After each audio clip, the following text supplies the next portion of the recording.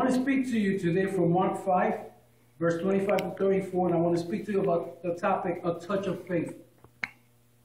And there was a woman in the crowd who had a hemorrhage for 12 years. She had suffered a great deal from many doctors through the years and had spent everything she had to pay them. But she had gotten no better. In fact, she was worse. She had heard about Jesus, so she came up behind him through the crowd and touched the fringe of his robe. For she thought to herself, if I can just touch his clothing, I will be healed. Immediately the bleeding stopped, and she could feel that she had been healed.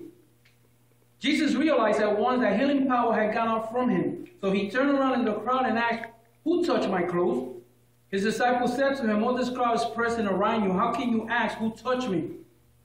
But he kept on looking around to see who had done it. Then the frightened woman, trembling at the realization of what had happened to her, came and fell at his feet and told him what she had done. And he said to her, "Daughter, your faith has made you well. Go in peace. You have been healed." Reading from the New Living Translation. There's three specifics that we need to know about this woman. Number one, she was deceased with an issue of blood or hemorrhage for 12 years. Number two, she had suffered a great deal from many doctors and had spent everything she had and was not better. She was worse. And number three, she had heard of Jesus, and when she saw that he was near, she joined in the crowd of people following him as he made his way to Jairus' house. And she said within herself, "If I may but touch his garment, I shall be whole." Now the question to consider is, why did she want to touch his garment? In Numbers chapter 15 and verse 38, we are told that the people of Israel were told throughout their generations to make tassels. Tassels in the Hebrew are called tzitzits. They mean a fringe, a lock, a tassel. This is what they were speaking about. And in the four corners, they were supposed to have a blue cord running through each one of them.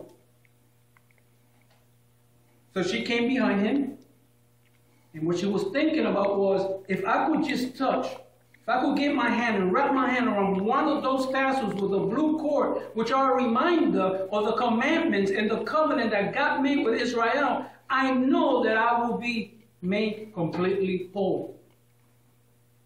So we see and we read that that's exactly what she did. And as soon as she touched him, Jesus realized that healing power had gone out from him. He turned around and he asked, "Who touched me?" Of course, everyone denied it, and people wonder, how can he figure who touched him when there were so many people around him? One important note, under the Mosaic law, a woman with an issue of blood, referring to the menstrual or postpartum bleeding, was considered unclean and was put apart for 7 days. So this woman, when she touched Jesus, she was considered to be unclean.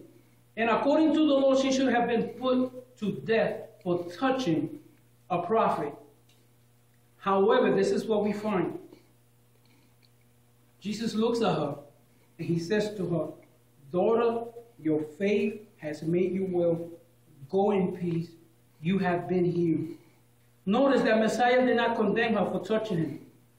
He didn't ask for her to be stoned to death. Rather, he declared her to be free. What does that mean for you and I? God doesn't require us to have unshakable, unwavering, moving mountain kind of faith in order to work miracles in our lives. Sometimes, just like the woman with the issue of blood, all we need to do is have enough faith to just barely touch the fringe of his garment.